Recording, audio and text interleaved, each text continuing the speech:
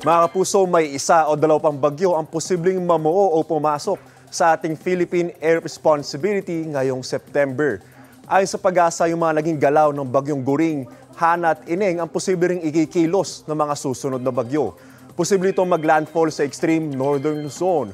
May posibilidad din na sa Bicol tatama ang potensyal na bagyo at tatawirin ito ang Southern Luzon at dadaan malapit dito po sa Metro Manila. Sa ngayon, wala tayong namamatang potensyal na bagyo sa loob o labas ng ating Philippine Air Responsibility. Hanging habagat at mga local thunderstorm mga asahan ngayon sa bansa. Mga kapuso, kita pa sa ilang lugar sa Northern Luzon ang mga bakas ng pinsala ng mga nagdaang pag-uulan. Gaya sa Bugway, Cagayan, kung saan binaha po ang Licerio Antiporda Senior National High School Main. Dagdag alalahin ito sa mga nasirang bubong ng eskwelahan, makaraang manalasa doon kamakailan ang bagyong Goring.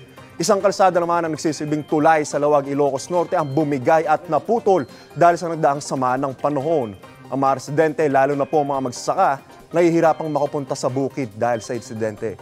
Sa ngayon, gumawa ng pansamantang tulay na yari sa mga kawayan ang mga taga roon. Sa Lawag din, gumuho naman ang ilang bahagi ng bahay doon. Nadamay rin ang isang karinderya at maswerte namang walang nasaktan sa insidente. Pinalakas ang apektadong pamilya at inabutan ng tulong ng local government. Ako po si Anzo Pertiera at yan ang latest mula sa GMA Integrated News Weather Center. Maasahan anuman ang panahon. Know the weather before you go para mark safe lagi, mga kapuso. Mga kapuso, know the weather before you go at mag-subscribe na sa GMA Integrated News sa YouTube. Para sa mga kapuso natin sa abroad, bisitahin ang GMA Pinoy TV at www.gmanews.tv.